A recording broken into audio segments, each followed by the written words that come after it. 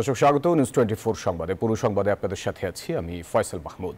দেখছিলেন BRB cables সংবাদ শিরোনাম। চলে যাব পুরো খবরে। লন্ডন বৈঠকের মধ্য দিয়ে দেশে নির্বাচনী অচল অবস্থা কাটল বলেই মনে করছেন রাজনৈতিক বিশ্লেষকরা। তারা বলছেন ফেব্রুয়ারির প্রথমার্ধে নির্বাচন আয়োজনে সরকারের সামনে কিছু চ্যালেঞ্জ থাকলেও অসম্ভব নয়। তবে তার জন্য নির্বাচন কমিশনকেই মুখ্য ভূমিকা নিতে হবে বলে মনে করেন নির্বাচন বিশ্লেষকরা। বিস্তারিত জানাচ্ছেন অন্তরা বিশ্বাস। লন্ডনে ডক্টর ইউনুস তারেক রহমানের বৈঠকের পর দেশের রাজনীতিতে আলোচনার তুঙ্গে জাতীয় সংসদ নির্বাচন। দেশের রাজনীতিতে অত্যন্ত গুরুত্বপূর্ণ এই বৈঠক থেকে রোজার আগেই নির্বাচনের আভাস মিলেছে। এর মধ্য দিয়ে কাটল নির্বাচন নিয়ে দীর্ঘ সময় ধরে চলা অচল অবস্থা। ভোটার লিস্ট তৈরি করা, নির্বাচনী সীমানা নির্ধারণ ও রাজনৈতিক দলের নিবন্ধন করতে কয়েক মাস সময় লাগতে পারে বলে মনে করছেন রাজনীতি বিশ্লেষকরা। তাদের মতে অভ্যুত্থান সম্পর্কিত বিচার কাজ শেষ করতে সময় লাগবে আরও। তাই বড় সংস্কারগুলোকে নির্বাচিত সরকারের হাতে দিয়ে ছোট কিছু সংস্কার করে ফেব্রুয়ারির মধ্যেই নির্বাচন করা সম্ভব বলে মনে করছেন তারা। মধ্য এপ্রিলের মধ্যে নির্বাচন আয়োজনের কথা বলেছিলেন, সেখান থেকে 2 মাস এগিয়ে যাচ্ছে নতুন একটা তারিখ। কাজে সবার সঙ্গে আলাপ আলোচনা করে ঐক্যমতের ভিত্তিতে নির্বাচন করা, কারণ নির্বাচন মানে হচ্ছে কনসেনসাস, ঐক্যমত। দেশে ফিরে এসে হয়তো ডক্টর ইউনূস অন্যদের সাথে কথা বলে এই তারিখটা ঠিক করবে। তো তারিখটা যাই হোক, তারিখটা আমার মনে হচ্ছে যে সেটা এপ্রিলের আগেই হবে। তবে বিশ্লেষকরা বলছেন জাতীয় নির্বাচনের আগে সরকারের সামনে রয়েছে বেশ কিছু চ্যালেঞ্জ। কোন সরকারের অধীনে নির্বাচন হবে, সেটা কি অন্তর্বর্তীকালীন সরকার, তত্ত্বাবধায়ক সরকার হবে, না কোন সরকার হবে, সেই বিষয়টা ঠিক করতে হবে। এই সব কিছুকে এক জায়গায় এনে নির্বাচন কমিশনের এই কাজগুলো করা তাদের জন্য খুব চ্যালেঞ্জিং হবে, বাট অসম্ভব না। এদিকে নির্বাচন পর্যবেক্ষকরা মনে করছেন বল এখন নির্বাচন কমিশনের কোর্টে। তারেক রহমান ডক্টর ইউনূসের বৈঠকের মধ্য দিয়ে নির্বাচন কমিশন, সরকার ও ভোটার সহ নির্বাচন সংশ্লিষ্ট সকলেরই দায়িত্ব বাড়ল বলে মনে করেন তারা। রাজনৈতিক দলগুলিকে আমি মনে করি যে তাদের ঘাড়ে কিন্তু একটা বড় দায়িত্ব এসে পড়লো। তারা একটা ডেট ঠিক করলো, যে ডেটে সবার মনে হলো, আমার যে সবার মত আছে, এখন কারো দ্বিমত দেখিনি, সেই মতে করতে হলে শুধু অন্তর্বর্তী সরকারের কোনো স্টেক নেই, স্টেক জনগণের এবং রাজনৈতিক দলগুলির, যারা দায়িত্বভার গ্রহণ করবে, শাসনভার পরিচালনা করবে, তাদের দায়িত্ব অনেক বেড়ে গেল। তবে সকল রাজনৈতিক দলের ঐক্যমত্যের ভিত্তিতেই নির্বাচনের তারিখ, সংস্কার ও বিচারের বিষয়ে সিদ্ধান্ত দেওয়ার তাগিদও দিয়েছেন নির্বাচন ও রাজনীতি বিশ্লেষকরা। অন্তরা বিশ্বাস, নিউজ 24, ঢাকা। দেশের স্বার্থে রাজনীতিতে সমঝোতার মনোভাব নিয়ে এগিয়ে এসেছে বিএনপি। এ কারণেই ডিসেম্বরের পরিবর্তে ফেব্রুয়ারিতে নির্বাচন করতে সম্মত হয়েছে দলটি। নেতারা বলছেন, লন্ডনে বিএনপির ভারপ্রাপ্ত চেয়ারম্যান তারেক রহমানের সাথে প্রধান উপদেষ্টা ডক্টর মোহাম্মদ ইউনূসের বৈঠকের পর মানুষ এখন নির্বাচনের জন্য প্রস্তুতি নিচ্ছে। তবে তফসিল ঘোষণার পর পরিধি ছোট করে এনে শুধুমাত্র রুটিন কাজ চালিয়ে যেতে সরকারের প্রতি আহ্বান জানিয়েছে দলটি। বিস্তারিত জানাচ্ছেন ফজলে রাব্বি সৌরভ। লন্ডন বৈঠকের বার্তায় কাটল নির্বাচন নিয়ে ঢাকার রাজনৈতিক অচলাবস্থা। ভোটের দিনক্ষণ পুনর্নির্ধারণের ইঙ্গিত পাওয়া যাচ্ছে সরকারের তরফে। বিএনপি নেতারা বলছেন নির্বাচন কমিশনের দিকে তাকিয়ে আছে তাদের দল। তবে নির্বাচনী তফসিল ঘোষণার পর রাজনৈতিক অঙ্গনে ফিরবে সত্যিকারের স্বস্তি। নির্বাচন কমিশন সরকারের সাথে আলোচনা করে ইলেকশনের ডেট ডিক্লেয়ার করে তফসিল ঘোষণা করে। তো অলরেডি সরকার বলে দিয়েছে যে আমরা তাদেরকে ইনস্ট্রাকশন দেব তফসিল ঘোষণা করার জন্য। ফেব্রুয়ারি মাসের প্রথম সপ্তাহে নির্বাচন অনুষ্ঠান করা যেতে পারে, এরকম একটা ঘোষণা যতদিন নির্বাচন কমিশনের তরফ থেকে না আসবে ততদিন পর্যন্ত এই আলোচনার ফলটা পাওয়া যাবে না। এটার জন্য আমাদের আর একটু অপেক্ষা করতে হবে। এই দুই নেতা বলছেন অবাধ এবং সুষ্ঠু নির্বাচনের জন্য সরকারকে সব ধরনের সহযোগিতা করবে বিএনপি। আমরা রাজনীতি করি জনগণের জন্য, দেশের জন্য। এখানে বৃহত্তর স্বার্থে কম্প্রোমাইজ করতে হবে, এটাই নিয়ম। এটা নিরপেক্ষ নির্বাচনের মাধ্যমে গণতান্ত্রিক প্রক্রিয়া উত্তরণের জন্য আমরা সরকারের সমস্ত পদক্ষেপকে, গণতান্ত্রিক পদক্ষেপকে আমরা সহায়তা করব। যেদিন থেকে তফসিল ঘোষণা হবে সেদিন থেকে এই অন্তর্বর্তী সরকারের, তত্ত্বাবধায়ক সরকারের দায়িত্ব পালন করা উচিত, আমি এটা মনে করি। বিএনপি এমন একটা দল তারা বিশ্বাস করে যে নির্বাচনের মাধ্যমে ক্ষমতায় আসতে হবে। সেই জন্য বিএনপি একেবারে তৃণমূল থেকে উপর পর্যন্ত আমরা প্রস্তুত আছি। রাজনৈতিক ঐক্যে যেভাবে ফেসিবাদের পতন হয়েছে সেইভাবে নির্বাচনী বৈতরণী পার হতে চান বিএনপির কেন্দ্রীয় নেতারা। ফজলে রাব্বি সৌরভ, নিউজ 24, ঢাকা। লন্ডনে প্রধান উপদেষ্টা তারেক রহমানের বৈঠককে ইতিবাচক হিসেবে দেখছেন বিভিন্ন রাজনৈতিক দলের নেতারা। তারা বলছেন রাজনীতিতে যে অস্থিরতা তৈরি হয়েছিল লন্ডন বৈঠকে তা দূর হয়েছে। তবে এনসিপি বলছে জুলাই হত্যার বিচার এবং সংস্কার না হলে শুধুমাত্র নির্বাচনে পূরণ হবে না জন আকাঙ্ক্ষা। এ নিয়ে একটি রিপোর্ট করেছেন মাজহারুল ইসলাম। নির্বাচনের সম্ভাব্য দিনক্ষণ নিয়ে দেশের রাজনীতিতে ছিল টানাপোড়েন। বারবার প্রধান উপদেষ্টার সাথে রাজনৈতিক দলগুলোর বৈঠক আলোচনা কোনো কিছুই যখন সফল হচ্ছিল না, তখন অচল অবস্থা কাটল লন্ডনের বৈঠকে। রাজনৈতিক দলের নেতারা বলছেন অনিশ্চয়তার কালো মেঘ কেটে গেছে প্রধান উপদেষ্টা এবং তারেক রহমানের বৈঠকে। এই বিষয়টাই ছিল, তার সাথে অন্যান্য এজেন্ডাও ছিল। অনেক রকম ভয় পাচ্ছিল যে নির্বাচনটা হবে কি হবে না, কিন্তু আমার কাছে মনে হয়েছে একদম ইনস্ট্যান্টেড ইন্সপিরেশন গতকালকের পরে 1200 মধ্যে এই সংখ্যাটা নাই। এর একটা বিরাট অ্যাচিভমেন্ট। আমি এটাকে ইতিবাচকভাবেই দেখছি। বৈঠকটা যেটা হচ্ছে যে একটা ন্যূনতম দূরত্ব, সংকট, একটা অনিশ্চয়তা যেটা ছিল সেটা চলে গেছে আর কি। যে না, অন্তর্বর্তীকালীন সরকারের সাথে বিএনপির একটা দূরত্ব আছে বলে যেটা কয়েক মাস ধরে বলা হচ্ছিল, সেটা এখন আপাত দৃষ্টিতে মনে হচ্ছে সব পক্ষ ফিল করছে যে এটা এখন আর এক্সিস্ট করে না। দলগুলোর নেতারা জানান নির্বাচন, বিচার ও সংস্কার নিয়ে যেসব অভিযোগ আছে তা দূর হতে পারে জাতীয় নির্বাচনের আগে আলোচনার মাধ্যমে। নির্বাচনের আগে সংস্কারটা হওয়া উচিত এবং কি পদ্ধতিতে হবে সেটা নিয়ে আমরা সকল পক্ষ মিলে আলোচনা করা যাবে, গণভোট না গণপরিষদ না অন্য কোনোভাবে, কিন্তু নির্বাচনের পরে এটা করার কোনো সুযোগ নাই। যদি জুলাই ঘোষণাপত্র, জুলাই সনদ এবং ইসি পুনর্গঠন ইত্যাদির সাপেক্ষে যদি ফেব্রুয়ারিতে ইলেকশন হয়, সেক্ষেত্রে আমাদের কোনো আপত্তি আগেও ছিল না, এখনও নাই। আমরা দেখতে চাইবো যে এগুলো বাস্তবায়ন হচ্ছে কিনা। সংস্কার করে বিচারের কাজ দৃশ্যমান করে ডিসেম্বরেই নির্বাচন সম্ভব। আমরা আশা করব নির্বাচন কমিশনের এ ব্যাপারে সুনির্দিষ্ট পদক্ষেপ গ্রহণ করবে এবং সরকার ইতিবাচক ভূমিকা পালন করবে। ঐক্যমত হয়ে গেলে আমার আর কোনো সমস্যা নাই। আমার কথা হচ্ছে আমাদের বিভেদ যেন শত্রুদেরকে জায়গা করে না দেয়। তারা বলছেন 5 আগস্ট পরবর্তী বাংলাদেশে সবার প্রত্যাশা একটি অবাধ ও সুষ্ঠু নির্বাচন। এক্ষেত্রে নির্বাচন কমিশনকেও শক্তিশালী ভূমিকা পালন করতে হবে। ওনারা আগামী কয়েক মাসের ভিতর রাজনৈতিক দলগুলোর সাথে বসবেন, বসে ওনাদের ট্রাস্ট, আস্থা অর্জন করবার জন্য চেষ্টা করবেন। মাজহারুল ইসলাম, নিউজ 24, ঢাকা। লন্ডনে বিএনপির ভারপ্রাপ্ত চেয়ারম্যান তারেক রহমানের সঙ্গে বৈঠকে নির্বাচন এগিয়ে আনা একটি দলের প্রতি প্রধান উপদেষ্টার বিশেষ অনুরাগের ইঙ্গিত বলে মনে করছে বাংলাদেশ জামায়াতে ইসলামী। বিদেশে বসে যৌথ বিবৃতি দেওয়ার মাধ্যমে প্রধান উপদেষ্টার নিরপেক্ষতা ক্ষুণ্ণ হয়েছে বলে মন্তব্য করেছে দলটি। শনিবার দলটির কেন্দ্রীয় প্রচার ও মিডিয়া বিভাগের সেক্রেটারি মতিউর রহমান আকন্দের সই করা এক বিবৃতিতে এই মন্তব্য করা হয়। বিবৃতিতে বলা হয় 13 জুন লন্ডনে অন্তর্বর্তী সরকারের প্রধান উপদেষ্টা ডক্টর মোহাম্মদ ইউনূসের সঙ্গে বিএনপির ভারপ্রাপ্ত চেয়ারম্যান তারেক রহমানের যে বৈঠক হয়েছে, জামায়াতে ইসলামী এটাকে খুবই স্বাভাবিক মনে করে।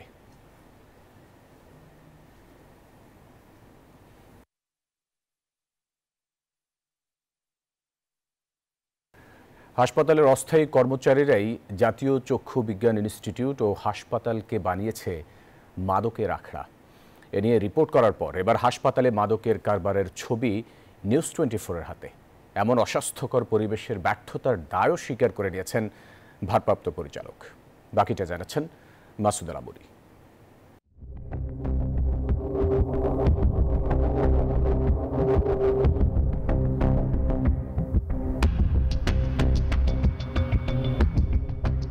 জাতীয় চক্ষু বিজ্ঞান ইনস্টিটিউট হাসপাতালের এই জায়গাটিতে বসেই মাদক নেওয়া হতো এবং নিউজ 24-এর সেসব ছবি প্রচারের পর এই জায়গাটি পরিষ্কার করেছে হাসপাতাল কর্তৃপক্ষ। এছাড়া আমাদের হাতে এসেছে কারা এখানে বসে মাদক নিত সেসব ছবিও। হাসপাতালে এভাবেই চলে মাদকের কারবার। তবে মাদক নিচ্ছে কারা তা নিয়ে নিউজ 24-এর অনুসন্ধান। ছবিতে মাদক নেয়াদের একজন জুলাই আহত ভর্তিদের বিরুদ্ধে মাদকের কারবার নিয়ে অভিযোগ করেন, কিন্তু সে নিজেই মাদক নেওয়া অবস্থায় ধরা খেলো ক্যামেরায়। বিভিন্ন রকম নেশা গন্ধ থাকে না, তো ওরা সম্ভবত ওই যে সিঁড়িতে বসে এবার হাসপাতাল কর্তৃপক্ষের মুখোমুখি নিউজ 24। এইটা বলছে একজন নাকি স্যার জুলাই যোদ্ধা শিওর না, একজন নাকি একটা কারোর জন্য নিচে দেখলাম তার কাছে কমিশনের মধ্যে আউটসোর্স। একজন হৃদয় হাসপাতালের অস্থায়ী কর্মচারী, অন্যজনও হাসপাতালের ওয়ার্ড বয়, তবে নাম জানাতে রাজি হননি কেউ। এমন অভিযোগের বিষয়ে হাসপাতালে ভর্তি জুলাই আহতরা বলেন, মাদকের সাথে জুলাই যোদ্ধাদের নিয়ে হাসপাতাল কর্তৃপক্ষের অপপ্রচার দুঃখজনক। এটার সাথে জড়িত হাসপাতালের স্টাফেরা। আমরা মাদক পান করা ব্যক্তি না, কারণ কি আমরা দেশের জন্য যে মিথ্যা এলিগেশন দিলে তো এটা প্রমাণ লাগবে। এদিকে হাসপাতালে মাদকের আখড়া নিজেদের ব্যর্থতা স্বীকার করেন ভারপ্রাপ্ত পরিচালক। ওইটা তো অবভিয়াসলি আমাদের ব্যর্থতা, আমরা জানতাম না, এটাও আপনার রিপোর্টের মাধ্যমে আমরা জানতে পারছি। কয়েকদিনের অনুসন্ধানে জানা যায়, হাসপাতালের অনিয়ম দুর্নীতির বিরুদ্ধে জুলাই আহতরা সোচ্চার হলেও হাসপাতালের নিয়ন্ত্রণ নিতে চায় তারা। টেন্ডার নিয়ন্ত্রণ, অনিয়ম আর দুর্নীতি নিয়ে পাল্টাপাল্টি অভিযোগ। সাধারণ জনগণের থেকে কিছু অর্থ হাতিয়ে নেওয়া, সেটা আমাদের কারণে তারা পাচ্ছে না, সেই কারণে আমাদের সাথে এইভাবে সংঘর্ষ জড়িয়ে যাওয়া। আপনারা জানেন যে আর একটা জিনিস টেন্ডার লয়ে বাজি করে তারা কেমনে কেমনে উপরে উঠে, তাহলে তো আমরা উপরে উঠতে পারতাম না। অনিয়ম তো জি বলছি, এটা একটা ইস্যু। তো আমার কাছে এও ইনফরমেশন আছে এবং যে তারাই অনেকে এই সব অনিয়মের সঙ্গে যুক্ত হয়ে পড়েছিল। তবে এসবের অবসান চান রোগীরা, প্রত্যাশা হাসপাতাল চলুক হাসপাতালের নিয়মে। গত 28 মে জাতীয় চক্ষু বিজ্ঞান ইনস্টিটিউট হাসপাতালে যে হামলার ঘটনা ঘটে, এরপর বন্ধ হয়ে যায় হাসপাতালটি। অনুসন্ধানে বেরিয়ে এসেছে এর নেপথ্যের কারণ। দুর্নীতি আর টেন্ডার নিয়ে একে অপরকে দোষারোপ করছেন হাসপাতাল কর্তৃপক্ষ, দোষ দিচ্ছেন জুলাই আহতদের বিরুদ্ধে, আর তারা দোষ দিচ্ছেন হাসপাতাল কর্তৃপক্ষকে। মাসুদা লাবণী, নিউজ 24, ঢাকা। র্যাবের পোশাক পরে ফিল্মি স্টাইলে রাজধানীর উত্তরায় এক ব্যক্তিকে জিম্মি, তারপর তার কাছ থেকে ছিনিয়ে নেয় কোটি টাকা। শনিবার সকালে উত্তরার 13 নম্বর সেক্টর এলাকায় এই ঘটনা ঘটে। এ ঘটনায় ভুক্তভোগী ব্যক্তি নগদ এজেন্ট। যারা তার টাকা বহন করেছিল সেই 4 জনকেই জিজ্ঞাসাবাদ করছে পুলিশ।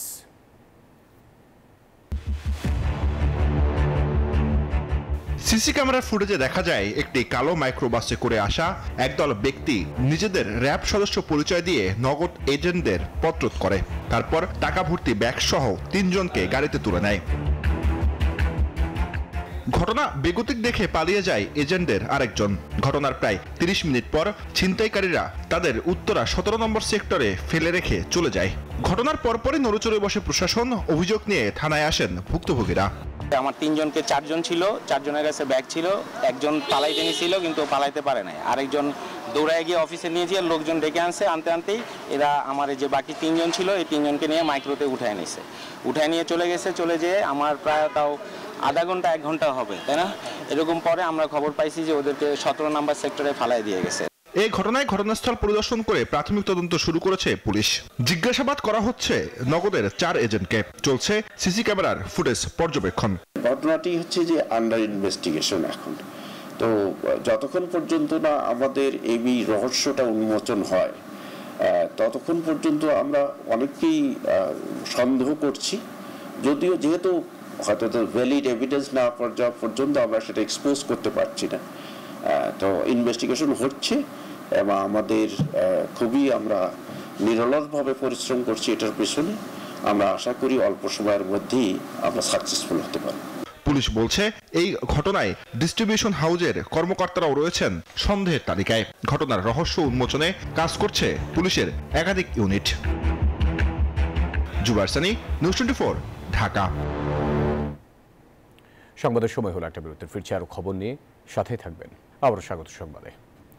সরকার যখনই চায় তখনই নির্বাচনের নিরাপত্তা নিশ্চিতে প্রস্তুত আইন শৃঙ্খলা রক্ষাকারী বাহিনী, এমন দাবি করেছেন স্বরাষ্ট্র উপদেষ্টা জাহাঙ্গীর আলম চৌধুরী।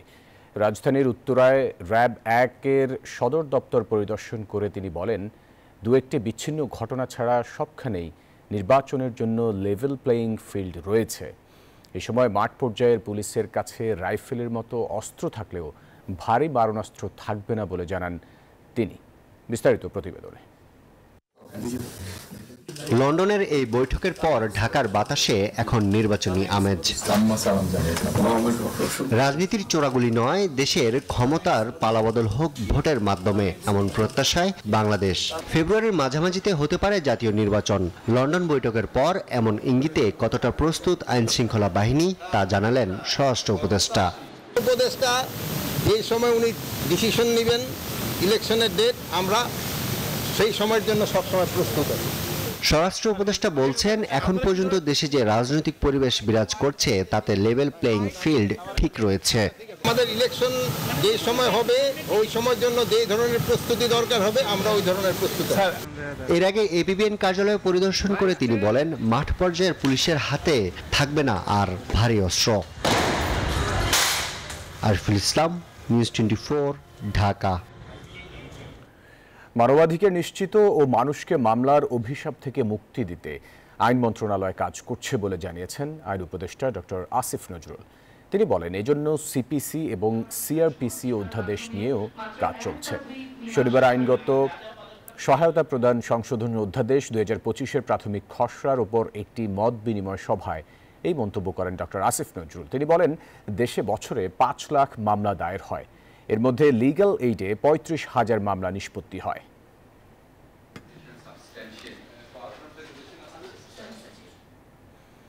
ঈদুল আজহার দীর্ঘ 10 দিনের ছুটি শেষ। রোববার থেকে পুরো দমে খুলবে অফিস, আদালত, কলকারখানা। তাই জীবিকার তাগিদে রাজধানীতে ফিরছেন নানা শ্রেণী পেশার মানুষ। তীব্র গরম ও ট্রেন দেরিতে আসায় কিছুটা ভোগান্তি নিয়ে ফিরতে হয়েছে যাত্রীদের। এদিকে আইনশৃঙ্খলার যথেষ্ট উন্নতি হওয়ায় মানুষ শান্তিপূর্ণভাবে ঈদ উদযাপন করতে পেরেছে বলে দাবি করেছেন স্বরাষ্ট্র উপদেষ্টা মোহাম্মদ জাহাঙ্গীর আলম চৌধুরী। পরিবারের সঙ্গে ঈদ আনন্দ ভাগাভাগি শেষে রাজধানীমুখী হচ্ছেন কর্মজীবী মানুষ। ঈদের দীর্ঘ ছুটির পর আবারও যেন প্রাণ ফিরে পাচ্ছে ঢাকা।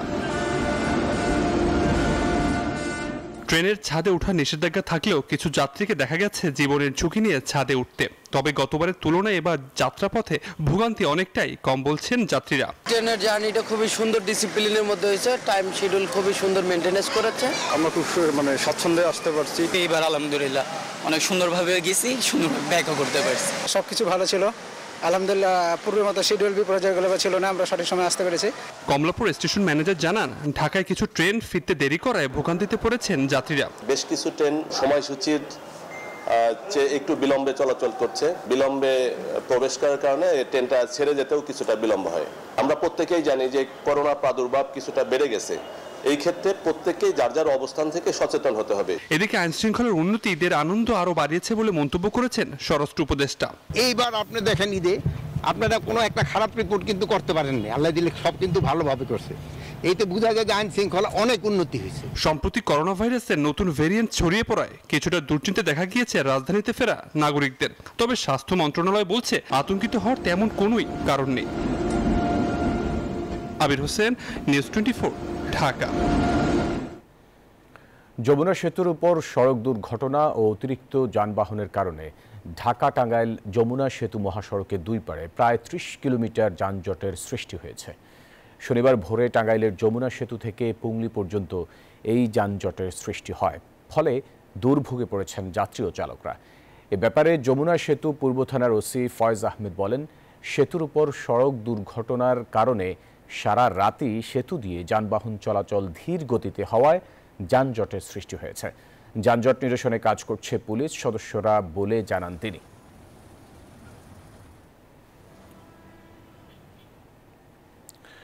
তিন জেলার সীমান্ত দিয়ে 47 জনকে পুশিং করেছে ভারতীয় সীমান্তরক্ষী বাহিনী বিএসএফ। শুক্রবার রাত থেকে শনিবার সকাল পর্যন্ত তাদের বাংলাদেশে ঠেলে দেওয়া হয়। এর মধ্যে পঞ্চগড়ের মিরগড় এবং তেঁতুলিয়া উপজেলার পেদিয়াগঞ্জ সীমান্তে 12 জন, ঠাকুরগাঁওয়ের হরিপুর উপজেলার চাপসার সীমান্ত দিয়ে 23 জন এবং লালমনিরহাটের সীমান্ত দিয়ে 12 জনকে পুশিং করা হয়েছে।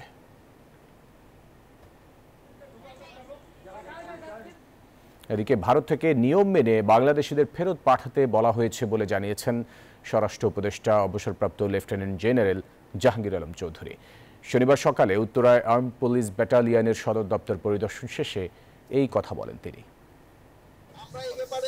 ভারতকে আমরা ফরেন মিনিস্ট্রিকে জানিয়েছি এবং ভারতে যে আমাদের যে হাই কমিশনার আছে ওনার সাথে কথা না, ওনাকে আমাদের অফিসেও উনি আসছিলেন, ওনাকে বলা হয়েছে আমাদের দেশের নাগরিক যদি অন্য দেশে থাকে আমরা তাদের অবশ্যই নিব, বাট এটা প্রপার চ্যানেলে আসতে হবে। আরও একটা বিরতির সময় হলো, সাথে থাকবেন। আবারও স্বাগত সংবাদে। এবার অর্থ বাণিজ্য সংবাদ। দেশে বাড়ছে দারিদ্র্যের হার। চলতি বছরে নতুন করে প্রায় 30 লাখ মানুষ চলে যেতে পারেন দারিদ্র্য সীমার নিচে। অর্থনীতি বিশ্লেষকরা বলছেন উচ্চ মূল্যস্ফীতি এর অন্যতম কারণ। একই সঙ্গে মূল্যস্ফীতির তুলনায় বাড়ছে না মজুরি, ফলে সঞ্চয় ভেঙে খাচ্ছেন অনেকেই। অর্থনীতিবিদরা বলছেন এই ঝুঁকি সামলাতে সামাজিক নিরাপত্তা বেষ্টনীয় কাজে আসছে না। সব মিলে চাপের মধ্যে দেশের অর্থনীতি। রিয়াদ সুমনের বিশেষ প্রতিবেদনে বিস্তারিত। দেশের নিম্ন আয়ের মানুষকে তার মজুরির বড় অংশই খরচ করতে হয় খাদ্যদ্রব্য, নিত্য প্রয়োজনীয় সামগ্রী কিনতে। ক্রমবর্ধমান মূল্যস্ফীতির সঙ্গে পাল্লা দিয়ে বাড়ছে না তাদের মজুরি। মূল্যস্ফীতির কঠিন হিসাব বুঝেন না নিম্ন আয়ের মানুষেরা, তবে আয়ের সাথে ব্যয়ের যে বড় একটি ফারাক তৈরি হয়েছে তা হারে হারে টের পাচ্ছেন খেটে খাওয়া মানুষেরা। বর্তমান যে ইনকাম আমার ফ্যামিলি চলে, আমার ফ্যামিলিতে 4-5 জন লোক আছে। ঘর ভাড়া দিয়ে খাওয়া করে তাতে করে দেখা যাচ্ছে প্রতি মাসে সমান থেকে কোনো মাসে আবার কোনো মাসে 2-4 হাজার টাকা ঋণও থাকতে হয়। আগে ধরেন আপনারা বাসা ভাড়া খাওয়া দাওয়া দিয়া 10,000-15,000 এক্সট্রা থাকতো, কিন্তু 5ই আগস্টের পরে এই জিনিসটা থাকে না। তথ্য বলছে চলতি অর্থ বছরের প্রথম 6 মাসে সার্বিক মূল্যস্ফীতি ছিল 10% উপরে। কোনো মাসেই জাতীয় গড় মজুরি বৃদ্ধির হার 9% ছাড়ায়নি। বিশ্লেষকরা বলছেন মূল্যস্ফীতির চেয়ে মজুরি কম হওয়ায় কমেছে মানুষের প্রকৃত ক্রয় ক্ষমতা। দীর্ঘমেয়াদী যদি মূল্যস্ফীতি হয় এবং সেটা যদি আমাদের ক্রয় ক্ষমতার থেকে একটা বড় অংশের মানুষের জন্য কম হারে বাড়তে থাকে, তাহলে কিন্তু আমাদের এটা দীর্ঘমেয়াদে আমাদের অর্থনীতির উপর নেতিবাচক প্রভাব পড়ে। বিশ্বব্যাংক বলছে মূল্যস্ফীতির কারণে বাংলাদেশে এবছর আরও 30 লাখ মানুষ অতি দরিদ্র সীমায় চলে যেতে পারে। এমন পরিস্থিতিতে মূল্যস্ফীতি নিয়ন্ত্রণ ও আয়ের সীমা বাড়ানোই যখন বড় চ্যালেঞ্জ, তখন খরায় পড়েছে দেশি বিদেশি বিনিয়োগ। পলিটিক্যাল অনিশ্চয়তা যদি থাকে তাহলে কিন্তু সে দেশে ওই স্থিতিশীলতা আসবে না রাজনৈতিক মাঠে অথবা সামাজিক মাঠে, যার উপর ভিত্তি করে একজন বিনিয়োগকারী তার উদ্যোগ বা উদ্যমের ব্যবহার করতে পারবে। যতক্ষণ পর্যন্ত এই জিনিসটা না হয় আপনি ধরেই নেন দেশে কোনো বিনিয়োগ হবে না, কর্মসংস্থান হবে না, দারিদ্রতা আরো বেড়ে যাবে। আগামী সেপ্টেম্বরের মধ্যে মূল্যস্ফীতি 7% নামিয়ে আনার যে প্রত্যাশা করছে সরকার, তার জন্য রাজস্ব নীতি ও মুদ্রানীতির মধ্যে সমন্বয় প্রয়োজন বলেও মনে করেন বিশ্লেষকরা। ক্রমাগত প্রকৃত আয় কমে যাওয়া, দুর্বল শ্রমবাজার আর অর্থনৈতিক কর্মকাণ্ডের মন্থরগতির কারণে এমনিতেই অতি দরিদ্রের হার বাড়ার শঙ্কায় বাংলাদেশ। তারপর রাজনৈতিক অস্থিরতা আর অনিশ্চয়তা বড় সংকটে ফেলতে পারে দেশের অর্থনীতিকে। তাই কর্মসংস্থান সৃষ্টির পাশাপাশি মূল্যস্ফীতি নিয়ন্ত্রণকে গুরুত্ব দিচ্ছেন বিশেষজ্ঞরা। রিয়াদ সুমন, নিউজ 24, ঢাকা। আন্তর্জাতিক প্রসঙ্গ। ভারতের আহমেদাবাদে বিমান দুর্ঘটনায় মৃতের সংখ্যা বেড়ে দাঁড়ালো 274 জনে, যদিও এখনও প্রকাশ করা হয়নি সরকারি পরিসংখ্যান। ঘটনাস্থল থেকে আরও মৃতদেহ উদ্ধার করা হয়েছে। শনিবার সকাল পর্যন্ত অন্তত 274 জনের মৃত্যুর তথ্য দিয়েছে দেশটির গণমাধ্যম। এদিকে প্রিয়জনের খোঁজে হাসপাতালে ভিড় জমাচ্ছেন অনেকে। মৃতদেহ শনাক্ত করতে এরই মধ্যে ডিএনএ পরীক্ষার ব্যবস্থা করেছে গুজরাট প্রশাসন। পরিবারের সদস্যদের কাছে চাওয়া হয়েছে ডিএনএ নমুনা। উদ্ধারকারীরা জানিয়েছেন ধ্বংসস্তূপ সরাতে এখনও বেশ খানিকটা সময় লাগবে। সেই সাথে হতাহতের সংখ্যা আরও বাড়তে পারে বলে আশঙ্কা করা হচ্ছে।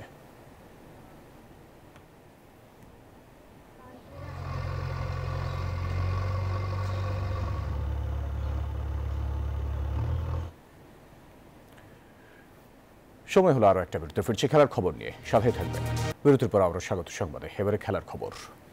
জাতীয় দলের স্প্যানিশ কোচ হ্যাভিয়ের ক্যাব্রেরার পদত্যাগ চেয়েছেন বাফুফের নির্বাহী সদস্য শাখাওয়াত হোসেন ভুঁইয়া শাহীন।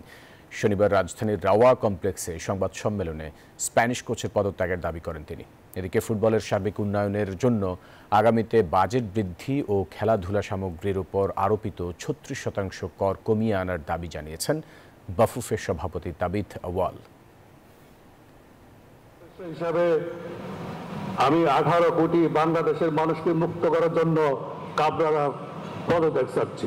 সিঙ্গাপুর ম্যাচে বাজে পারফরমেন্সের পর আরো একবার কাঠগড়ায় বাংলাদেশের জাতীয় দলের স্প্যানিশ কোচ হেভিয়ার ক্যাভরেরা। দেশের ফুটবল প্রেমীদের বড় একটি অংশ এখন চায় বিদায় নিক এই কোচ। বাফুফের নির্বাহী সদস্য সাখাওয়াত হোসেন ভূঁইয়া শাহীনও দিয়েছেন পরিষ্কার বার্তা। তবে বিষয়টি নিয়ে এখনই চূড়ান্ত সিদ্ধান্ত নিতে চান না বাফুফের সভাপতি তাবিত আউয়াল। আমরা কিভাবে বাংলাদেশের খেলাটা দেখতে চেয়েছিলাম, আমরা কিভাবে খেলোয়াড়দের সাথে খেলা উপহার পেতে চেয়েছিলাম, সেটা একটা প্রক্রিয়া আছে যেটা আমরা ন্যাশনাল কমিটি রিভিউ করবে। রিভিউর সাথে একটা অ্যাসেসমেন্ট হবে, তারপরে আমাদের নেক্সট সিদ্ধান্তটা আমরা আসবে। সিঙ্গাপুর ম্যাচের টিকিট বিতরণ নিয়ে দর্শকদের অসন্তুষ্টের বিষয়টিও এড়িয়ে যাননি বাফুফের সভাপতি। খোলাসা করলেন অভিযোগগুলোর উত্তর। প্রযুক্তিকে কোনো ভয় পাওয়া যাবে না, প্রযুক্তিকে কোনো সাথে নিয়ে এগিয়ে যেতে হবে। আমাদের প্রথম ব্যাপারই ছিল যে আমরা ফুটবলটার ভিতরে যতটুকু টেকনোলজি ইনফিউজ করতে পারি আমরা সেটাই সক্ষম করতে চাচ্ছি। এখন সেই পথে যেতে কি দুই একটা ভুল হবে না, নিশ্চয়ই হবে। সেই পথে হাঁটতে গেলে কি মানে কোনো কিছু আনফোরসিন থাকবে না? অফকোর্স থাকবে। একই সঙ্গে ফুটবল অগ্রগতির জন্য 2025-26 অর্থ বছরের বাজেটে বরাদ্দ বৃদ্ধির আহ্বান জানান তিনি। তাবিদ চান ক্রীড়া সামগ্রীর উপর কর কমিয়ে 36% থেকে 10% নামিয়ে আনা হোক। আমি মনে করি যে এই মিনিমাম ট্যাক্সেশন যদি করা হয় আর ইকুইপমেন্টগুলো যদি ঠিক মতো ইম্পোর্ট করতে দেওয়ার সুযোগ সুবিধা করে দেওয়া হয়, তাহলে সেখান থেকে যে পজিটিভ ইম্প্যাক্টটা আসবে খেলোয়াড়দের এবং খেলোয়াড় মানের, সেটার এগেইনস্টে আরো অনেক বেটার রিসোর্স রেভিনিউ ইমেজ গভর্নমেন্টে বিল্ডিং করা হবে। শুধু জাতীয় স্টেডিয়াম নয়, জাতীয় ক্রীড়া পরিষদের কাছে সারা দেশে মানসম্মত আরো 6টি স্টেডিয়াম চান বাফুফে সভাপতি। তখন হবে কি আমাদের ক্লাবগুলো তখন। ইমরান হোসেন, নিউজ 24, ঢাকা। চাকরি হারালেন বসুন্ধরা কিংসের কোচ ভ্যালেরিয়া তিতা। এএফসি কাপ ও বিপিএলে বাজে পারফরমেন্সের কারণে তিতাকে বরখাস্ত করেছে কিংস।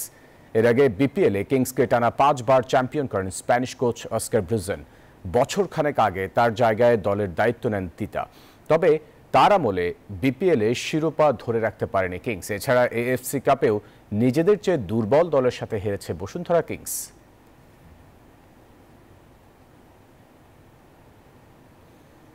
দর্শক, ছিল নিউজ 24 সংবাদে। আরো সংবাদ ও বিশ্লেষণ জানতে ভিজিট করুন news24bd.tv-তে। এতক্ষণ সাথে থাকার জন্য ধন্যবাদ সবাইকে।